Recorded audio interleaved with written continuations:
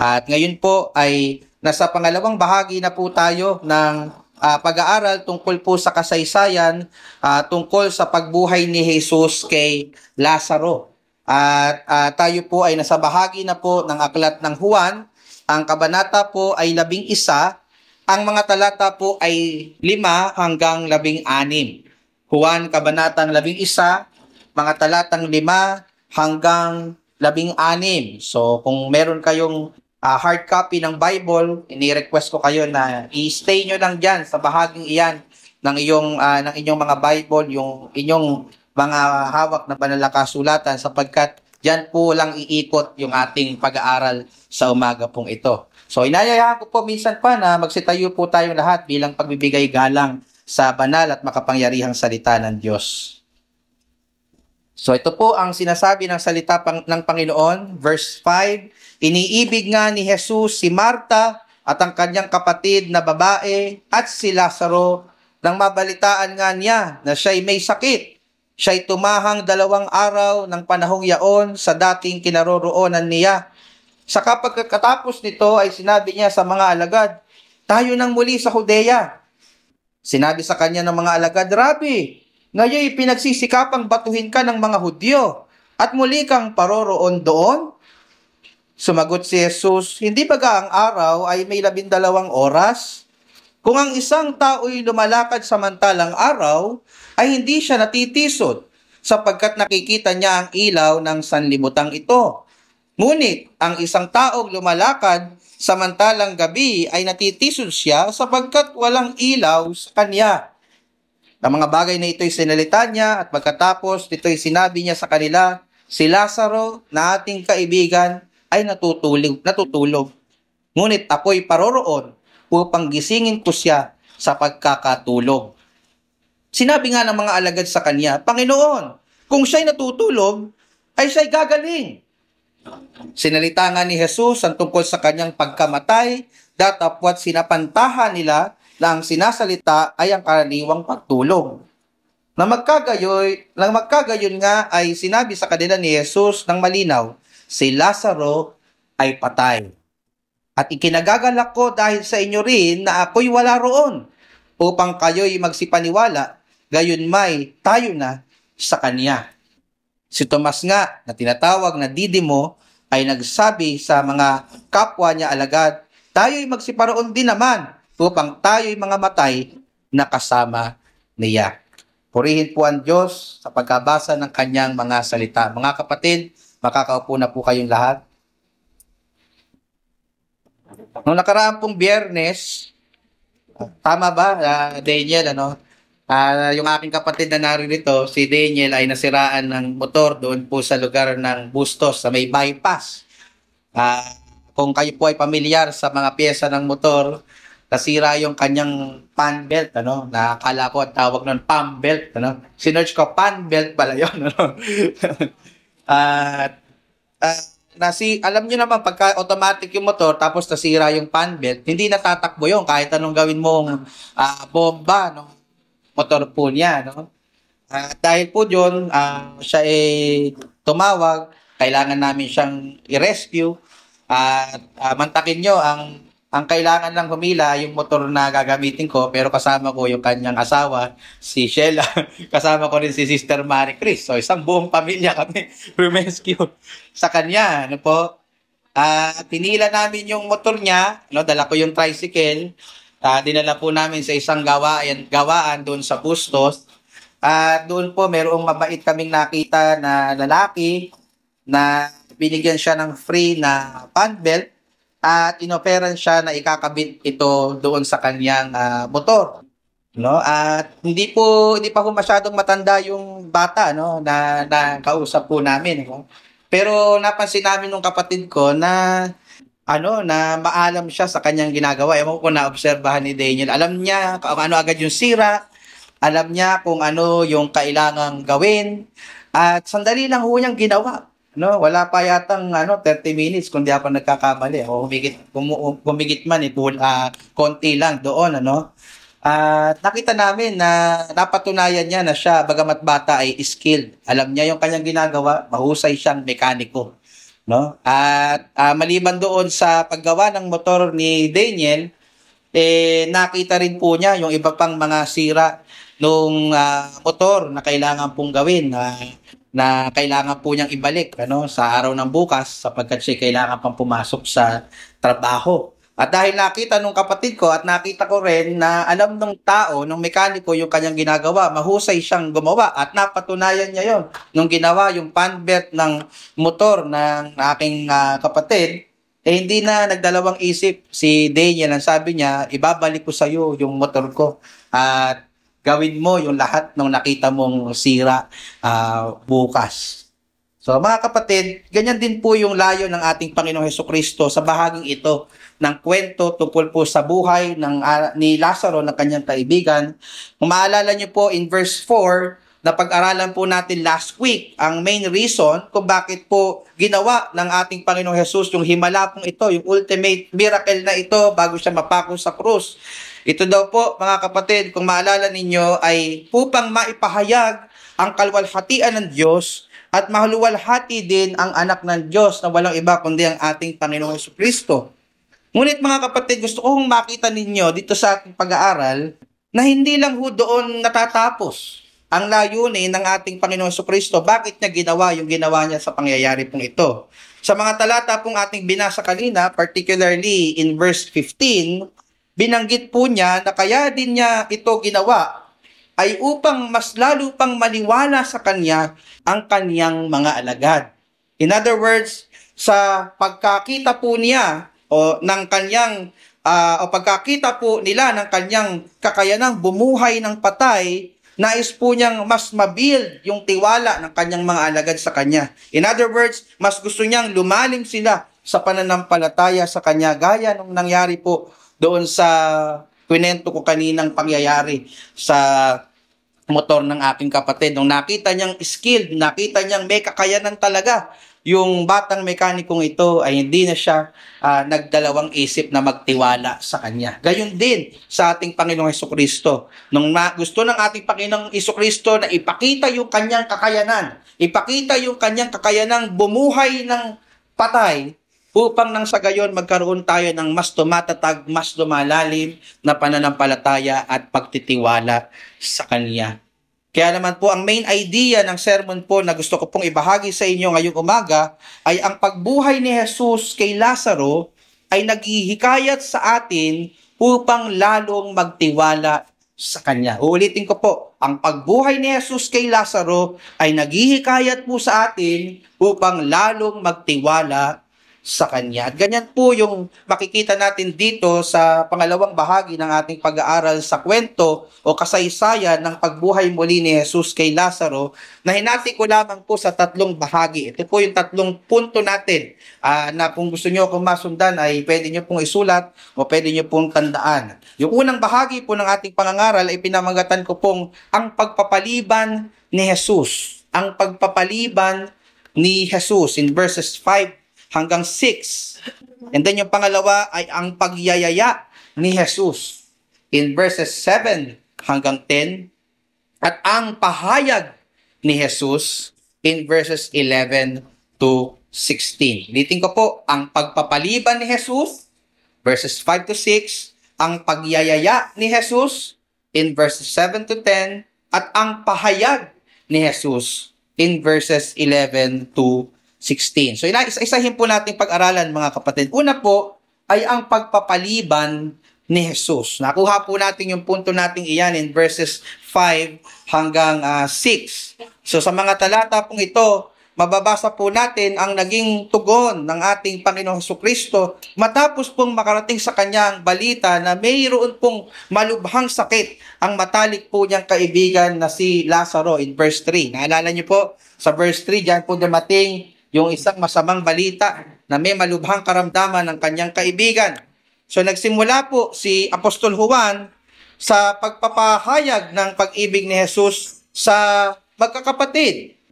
Sabi po again sa verse 5, inibig nga ni Jesus si Marta at ang kanyang kapatid na babae at si Lazaro. Nakita niyo po yon sa inyong mga Biblia?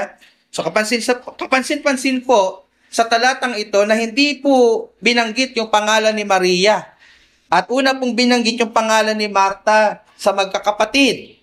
So ayon po sa ilang komentaryo sa aklat po na ito daw po ay nagpapahiwatig na si Marta ang panganay sa kanilang tatlo. So maliban po dito mga kapatid, nabasa din natin sa talata na hindi lang iniibig ng ating Panginoong Jesus si Lazaro, gaya ng nabasa na natin na pag-aralan in verse 3, iniibig po niya ang tatlong magkakapatid. Ang pag-ibig po niya na ito ay hindi lamang isang ordinaryong pag-ibig gaya ng isang kaibigan.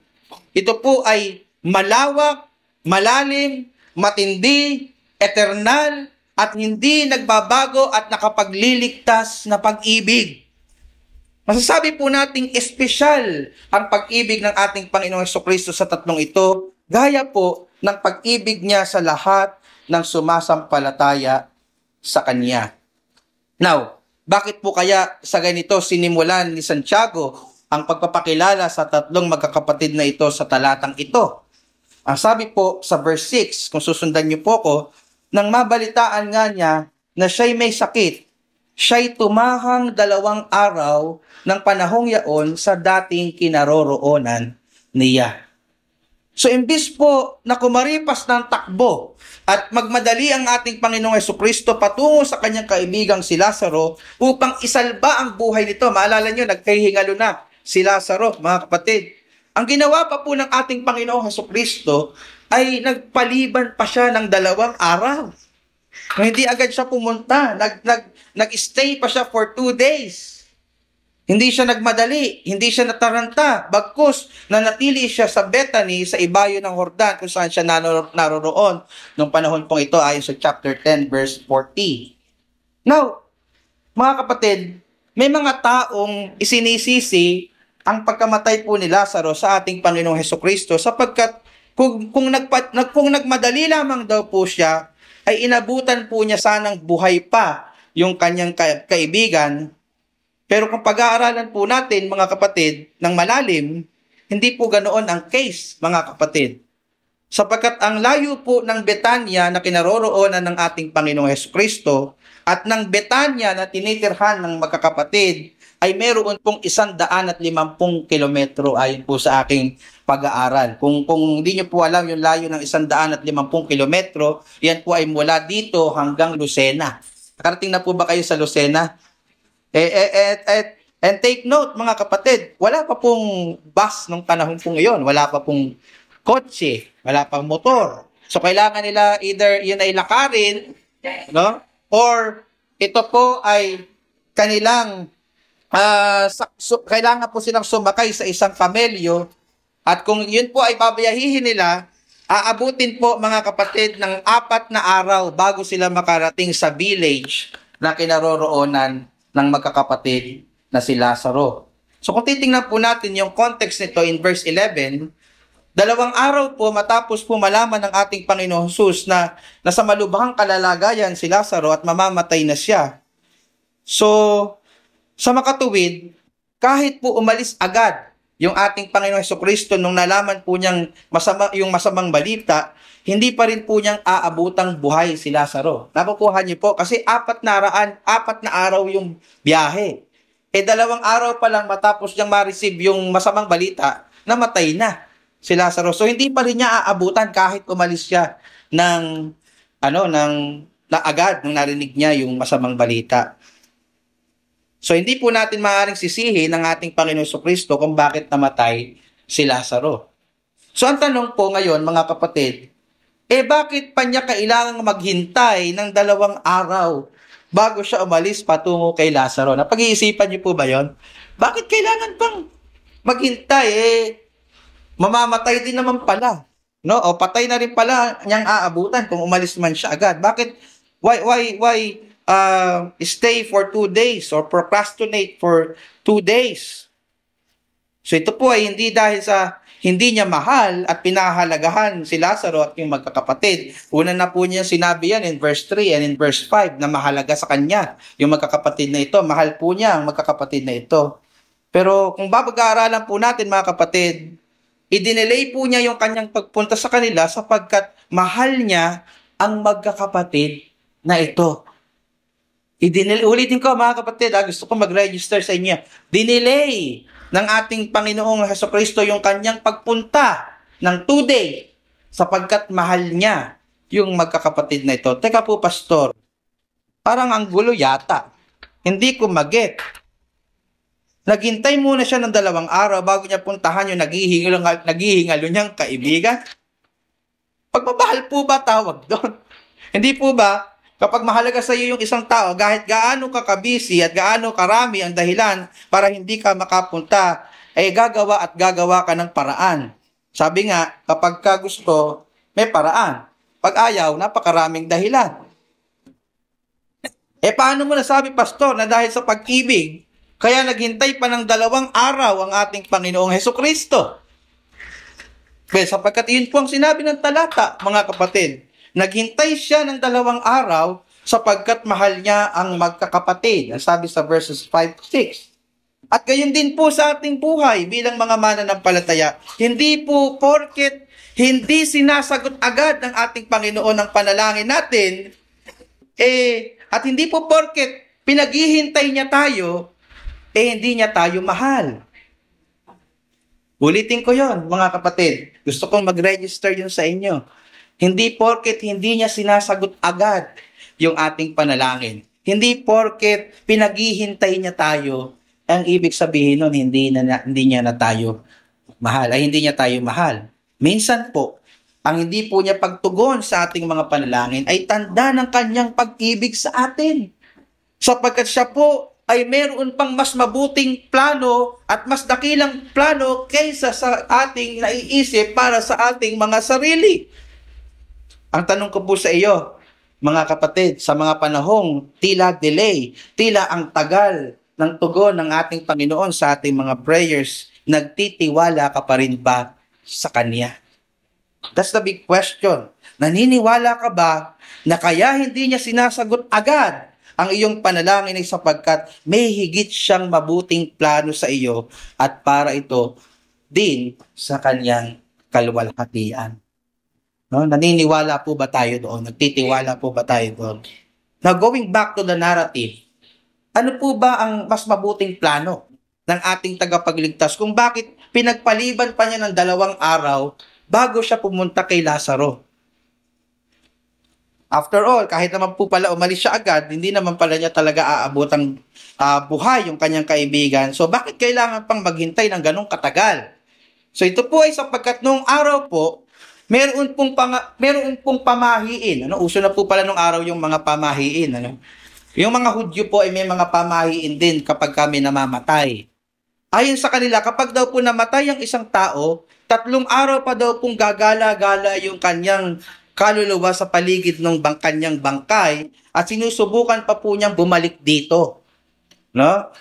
At kapag po nakita niyang nabubulok na yung bangkay, kasi nung araw hindi naman iniimbalsa mo yung di ba naituro ko na sa inyo, kung ikaw ay mayaman, doon ka lang maiimbalsa mo. Kung ikaw ay sa Egypt, doon ka lang iimbalsa mo. Pero sa mga Hudyo, hindi sila nag-iimbalsa mo. So mabubulok ka talaga agad. No? So, ang paniwala ng maraming mga Hudyo nung time na yon, yung pamahiin nila, sinusubukan pang bumalik ng kaluluwa niya sa loob ng 3 araw. Take note, 3 araw. At kapag nakita niyang nabubulok na yung kanyang katawan, doon pa lang siya tuluyang aalis tungo sa kabilang buhay. So, yun po yung paniwala. And of course, wala pong basihan yon. Pamahiin lang yon, no? Hindi po yun pinapaniwalaan ng ating Panginoon Jesucristo, kaya hindi siya at hindi yun ang dahilan kaya hindi agad siya pumunta. So, ang dahilan po niya kaya hindi siya umalis agad ay sapagkat kung umalis siya agad, 2 araw pa lang pong nakalibing ang kanyang kaibigan. Diba? You do the math, no? 4 days ang biyahe, 2 araw namatay na ang kanyang kaibigan, so 2 days pa lang siyang nakalibing kung umalis siya agad. So kapag po binuhay niya ito agad sa loob ng 2 araw, maaari pong isipin lang ng mga mapamahiing mga Hudyo nung time po na, 2 araw pa lang kasi, nandoon pa yung kaluluwa ni Lazaro sa paligid, kaya madali pa sa kanyang buhayin yung namatay. Nakaka-amaze, oo, pero hindi masyado, kasi 2 days pa lang, no, may chance pa talagang mabuhay. So ganun ang pwede nilang isipin. Pero mga kapatid, ibang usapan kapag pupunta ang ating Panginoong Hesus matapos ng 4 na araw. No? Wala na pong masasabing alibay yung mga Hudyo kung bakit niya nabuhay muli si Lazaro. So, nag-get nyo kung bakit niya dinelay. No? Magiging mas malinaw kasi sa kanila na talagang binuhay lang ng ating Panginoong Jesus si Lazaro gamit yung kanyang kapangyarihan, and therefore mas maluluwalhati ang Diyos sa pamamagitan niya. Ito po ang dahilan ng ating Panginoong Jesucristo kung bakit dinelay niya yung kanyang pagpunta. At pareho din po sa atin, mga kapatid. Minsan, dinedelay ng Panginoon yung pagsagot niya sa ating panalangin sapagkat gusto niyang mas maluwalhati ang kanyang pangalan at gusto niyang mas lumago at lumalim ang ating pananampalataya. Gaya po na sinasabi sa verse 15.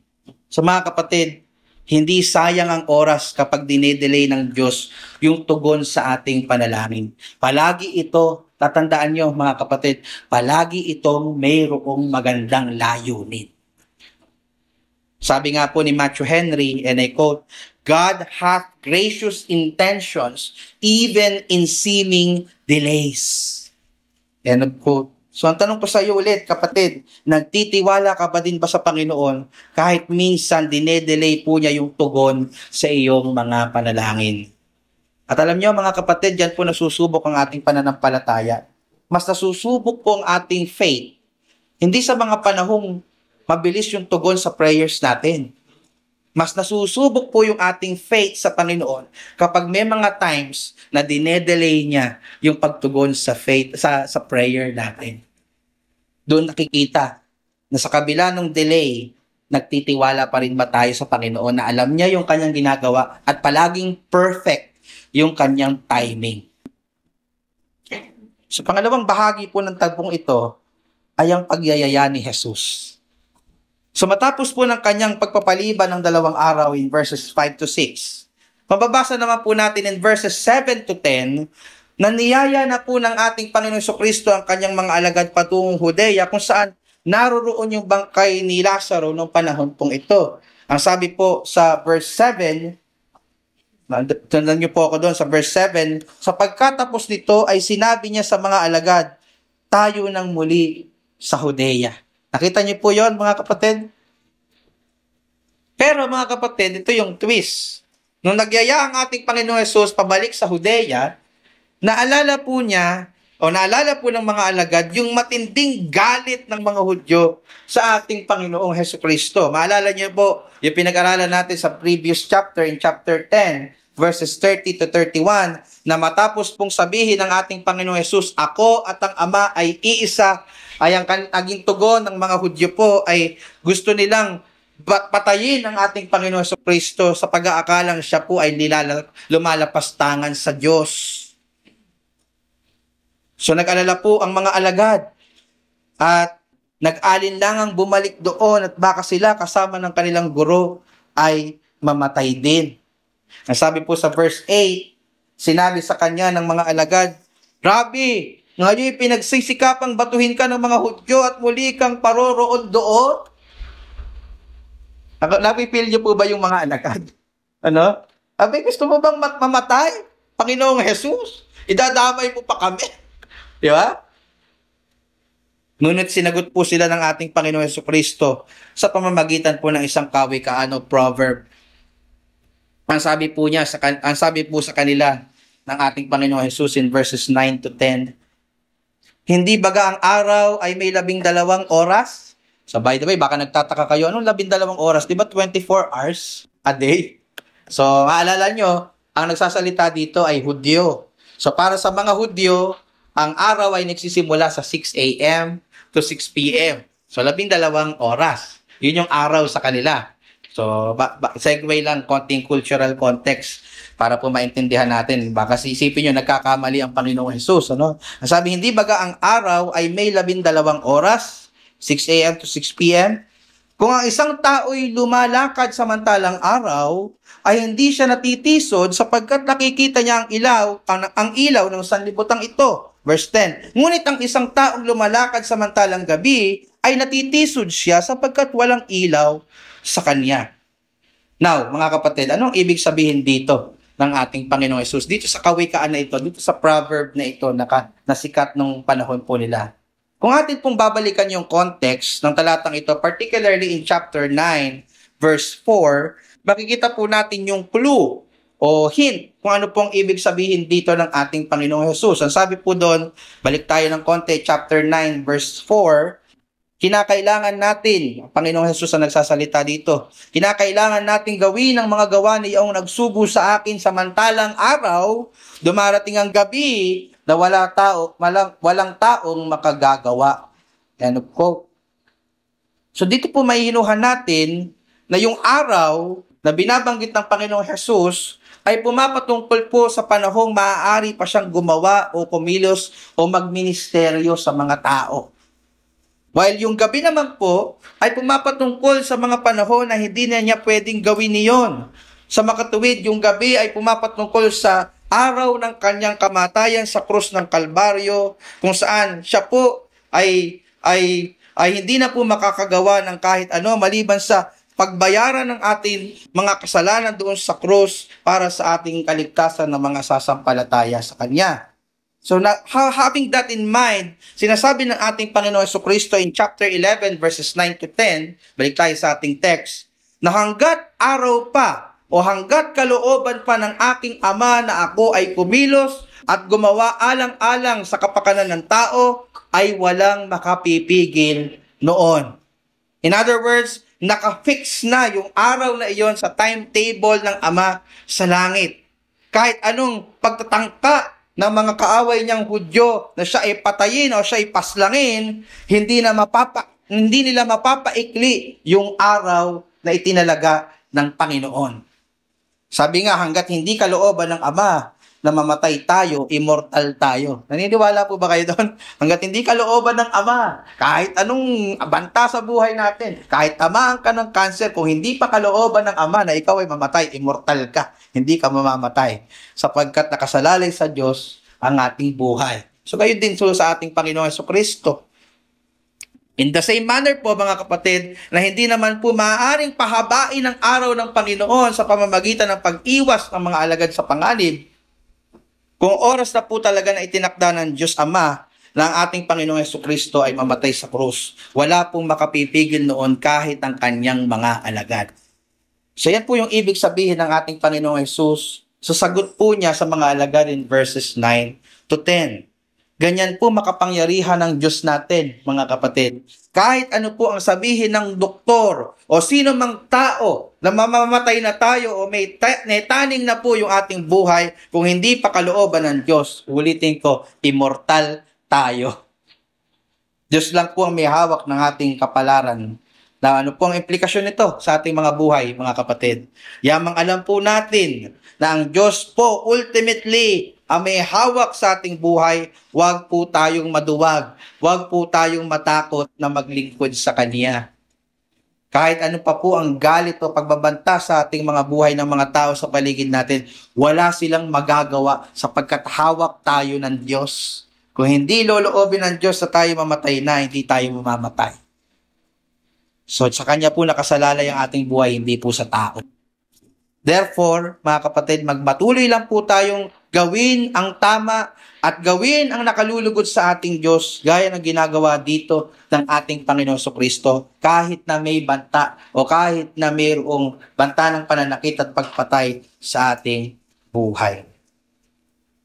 Now, let's move on to our last point, ang pahayag ni Jesus. Matapos po ng pahayag ng ating Panginoon Jesucristo in verses 9 to 10 sa mga alagad, pinahayag na po niya sa kanila ang bagay na kinatatakutang mangyari ng magkapatid na si Maria at si Marta. Ano po yon? Walang iba kundi ang kamatayan ng kanilang kapatid na si Lazaro. Ang sabi po sa verse 11, ang mga bagay na ito'y sinasalita niya at pagkatapos ito'y sinabi niya sa kanila, si Lazaro na ating kaibigan ay natutulog. Ngunit ako'y paroroon upang gisingin ko siya sa pagkakatulog. Yung salita po dito ng ating Panginoon Jesucristo tungkol sa pagkakatulog ni Lazaro ay pumapatungkol po sa kanyang kamatayan. Nakikita po natin, klinaro po yan ng ating Panginoong Jesus in verse 14.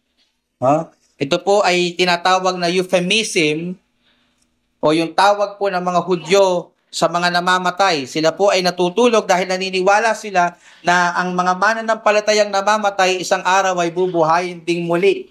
Or in other words, gigisingin din ng ating Panginoong Hesukristo.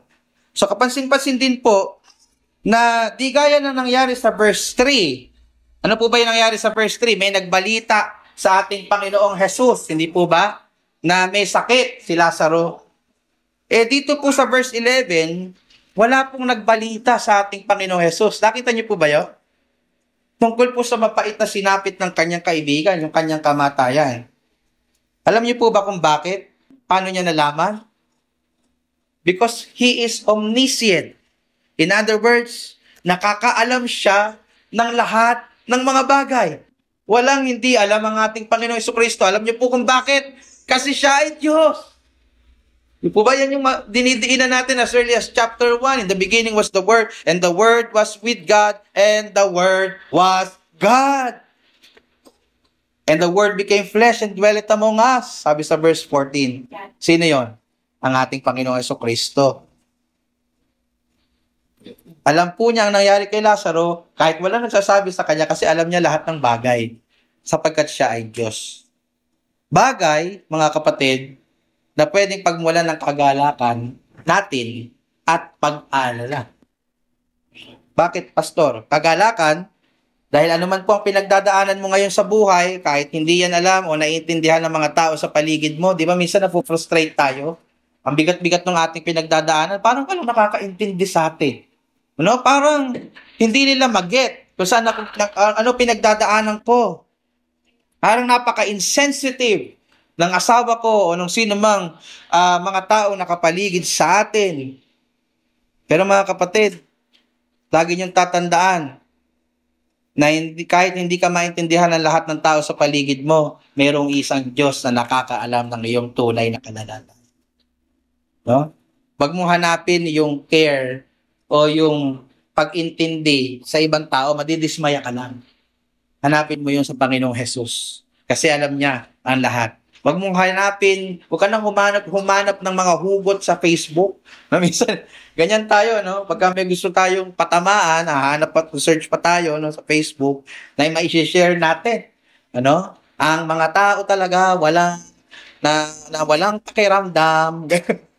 Si-share natin, ano? Hindi naman makakatulong yun sa problema natin. No? Ang gawin mo, manalangin ka sa Panginoon. Sabihin mo sa Kanya lahat ng iyong saloobin. Kasi nalalaman naman niya talaga ang lahat ng mga bagay. Wala tayong maililihim sa Kanya sapagkat nalalaman niya ang lahat ng bagay. Alam niya, maging yung mga gabi, natulog na ang iyong mga anak at ang iyong asawa, na yung mga gabi ay mag-isa kang umiiyak sa Panginoon at sinasabi mo sa Kanya yung iyong mga pinagdadaanan. Alam ng Panginoon ang bawat luha na pumapatak sa inyong mga mata. Alam ni Jesus ang lahat. At hindi lang niya alam, nagmamalasakit siya sa iyo, kapatid. Sa kabilang banda naman, ito din po ay pwedeng pagmula ng iyong pag-aalala. Lalo na kung ikaw ay may mga kasalanang ginagawa ng lihim. Mga kapatid, maluluko mo ang inyong lingkod, mapepeke mo ang kapatid mo sa iglesyang ito.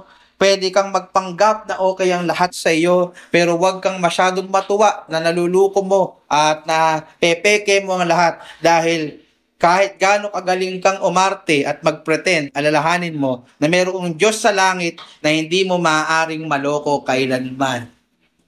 Alam niya ang ginagawa mo sa dilim.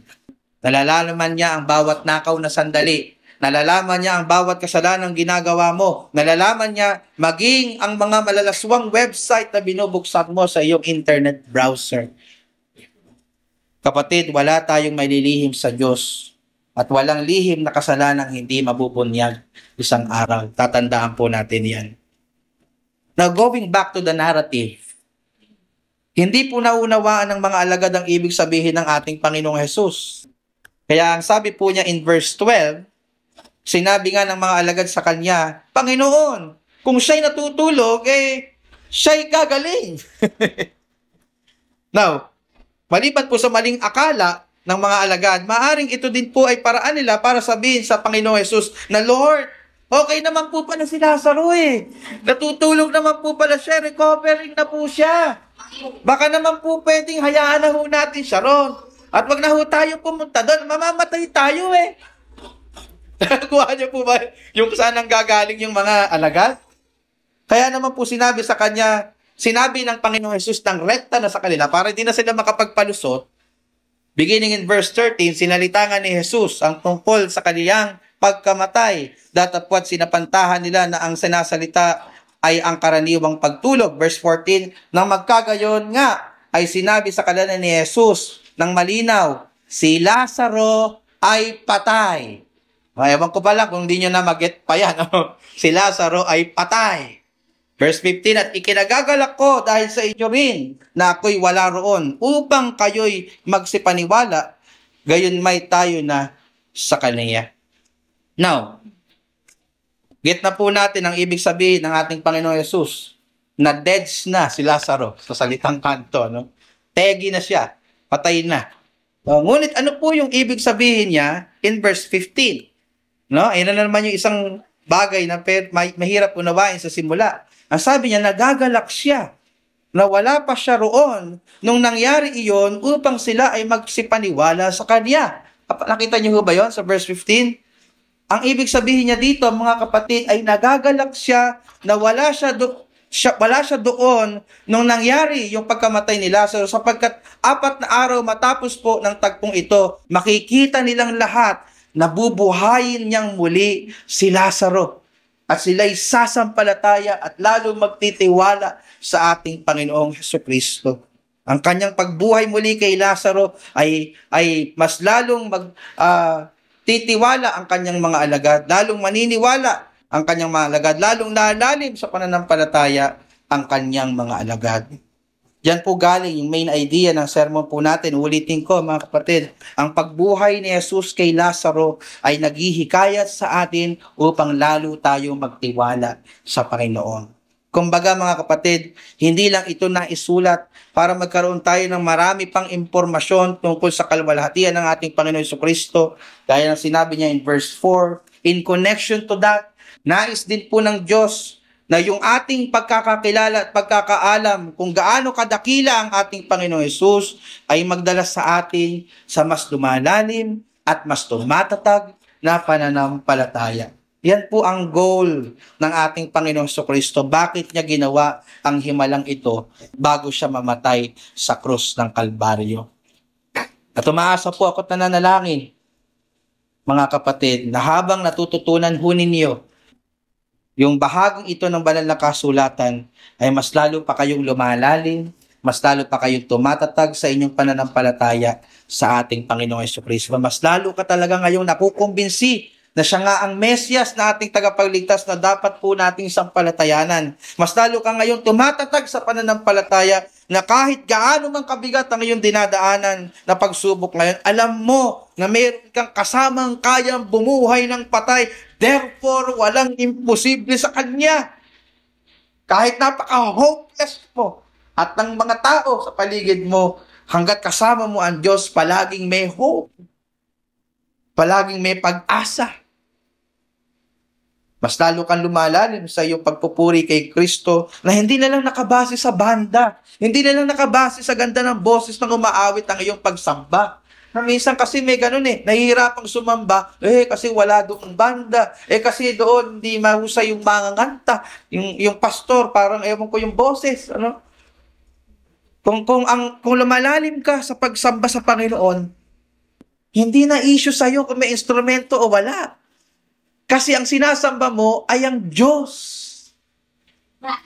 At sinasamba mo siya hindi dahil magaling ang tumutugtog o kumakanta. Sinasamba mo siya dahil napakadakila niya at lumaluwalhati siya at karapat-dapat siya sa iyong wagas na pagsamba. Ulitin ko mga kapatid, ito ay naisulat para mas lalong lumalim ang ating pananampalataya. Kapatid, lumalalim ka ba? Lumalalim ka ba ngayon sa iyong pananampalataya at pagtitiwala sa Panginoon? Gusto po nating makapag-produce tayo na mga mananampalataya dito sa maliit na iglesia natin na hindi lang magagaling sa salita, no, kundi nakikita ang kanilang pananampalataya sa kanilang gawa. Marami po kasing ganyang klase ng mga mananampalataya ngayon na hindi, na minsan nagdududa ka ba kung mananampalataya ba o hindi.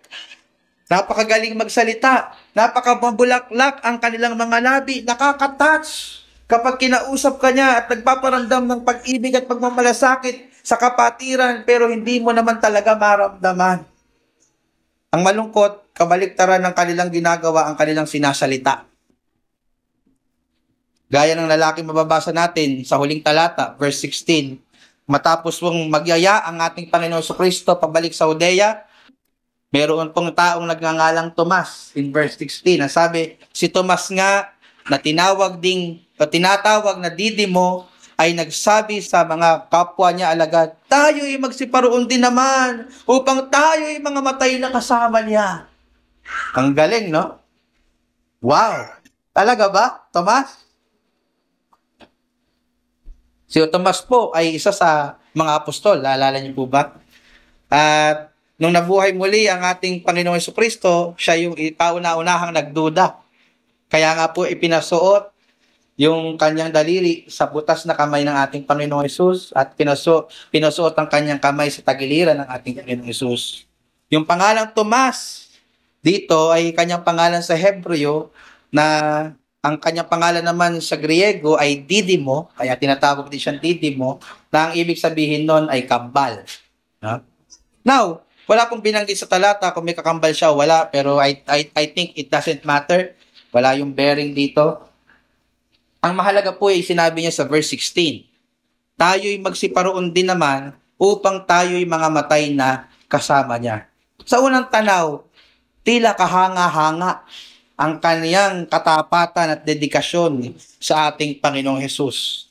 Pero mga kapatid, kung ipa-fast forward po natin yung istorya, no, ang ating Panginoong Hesus ay hinuli na ng mga Hudyo upang siya ay patayin doon sa krus ng Kalbaryo. Nasaan ang kanyang mga alagad? Naalala ho ninyo? Aba, isa-isa na silang mabilis na kumakaripas ng takbo. Iniwan na nila ang Panginoong Hesus. At kasama doon, etong taong ito, nagsasabi na, tayo na! Tayo mamatay na! Kasama niya! No? Iiwan ka ng lahat, pero ako, hindi kita iiwan, mamamatay akong kasama mo. No? Sabi ng Panginoon, di nga. Tumakbo ka nga eh. Di ba? Mga kapatid, alam kong pinagtatawanan ninyo at parang didismaya kayo kay Tomas, pero kung magiging honest lang tayo sa ating mga sarili, kagaya din po niya tayong magaling lang minsan sa salita, pero kulang sa gawa. Pero hindi po nananatiling gayon yung kalalagayan ni Tomas. Matapos po ng pangyayaring ito, at matapos po niyang ma-witness yung pagkabuhay muli ng ating tagapagligtas, nagpatuloy po siya sa kanyang paglilingkod. Nangaral po siya ng Ebanghelyo, nagpunta sa India ayon sa kasaysayan, at noong AD 72, habang siya ay nag-i-establish ng mga churches sa India, siya ay sinibat. At siya'y namatay para sa Ebanghelyo ni Kristo. Mga kapatid, ganitong pong klaseng mananampalataya ay inaasahan pong maiproduce ng pangangaral na ito tungkol sa pagkabuhay ni Lazaro. Isang lumalalim at lumalagong pananampalataya na handang sumamba at maglingkod sa Panginoon, dumating man ang pagsubok at banta sa buhay, hinding-hindi titigil, hinding-hindi matatakot. Mga kapatid, sana po maging gayon tayong mga mananampalataya. At sa biyaya ng Panginoon, mga kapatid, sa tulong ng Banal na Espiritu na nasa sa atin, hindi po iyon imposible.